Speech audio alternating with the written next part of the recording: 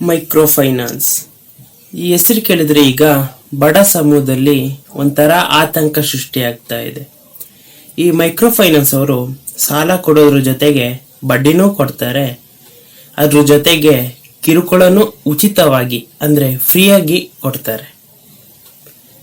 ಯಾಕೆ ಈ ವಿಷಯ ಹೇಳ್ತಾ ಇದ್ದೀನಿ ಅಂದ್ರೆ, ಈಗೊಂದು 2-3 ವಾರಗಳ ಹಿಂದೆ ಒಂದು ಕೇಸ್ ಆಗಿತ್ತು.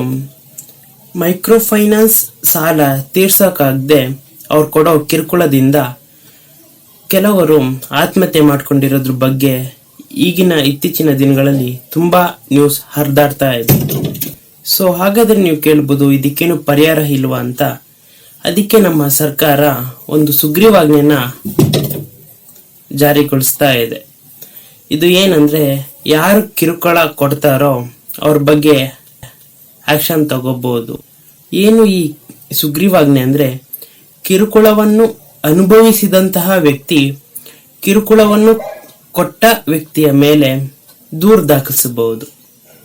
ಅದೇನಾದ್ರೂ ಕೋರ್ಟ್ನಲ್ಲಿ ನಿರೂಪಿಸಿದ್ರೆ ಕೋರ್ಟ್ನಲ್ಲಿ ಆ ಕಿರುಕುಳ ಕೊಟ್ಟವರಿಗೆ ಒಂದು 10 ವರ್ಷ ಜೈಲು ಶಿಕ್ಷೆ ಮತ್ತೆ ಒಂದು 5 ಲಕ್ಷ ದಂಡನ ವಿಧಿಸಲಾಗುವುದು. ಈ ಸುಗ್ರೀವಾಜ್ಞೆಯನ್ನ ಇನ್ನು ರಾಜ್ಯಪಾಲರು ಸಹಿ ಮಾಡಬೇಕಾಗಿದೆ. ಸಹಿ ಮಾಡಿದ್ಮೇಲೆ ಅದು ಜಾರಿಗಾಗುತ್ತೆ. ನೋಡೋಣ ಇದರಿಂದ ಎಷ್ಟು ಉಪಯೋಗ ಆಗುತ್ತೆ ಆಗಲ್ವಾ ಏನು ಅಂತ ನೋಡುವ ಮುಂದಿನ ದಿನಗಳಲ್ಲಿ. ಇದ್ರ ಬಗ್ಗೆ ಅಪ್ಡೇಟ್ಸ್ ಕೊಡ್ತೀನಿ ಅಂತ ಹೇಳ್ತಾ, ನೀವೇನು ನಮ್ಮ ಚಾನೆಲ್ನ ಸಬ್ಸ್ಕ್ರೈಬ್ ಮಾಡ್ಕೊಳ್ಳಿಲ್ಲ ಅಂದ್ರೆ ಸಬ್ಸ್ಕ್ರೈಬ್ ಮಾಡ್ಕೊಳ್ಳಿ. Thank you.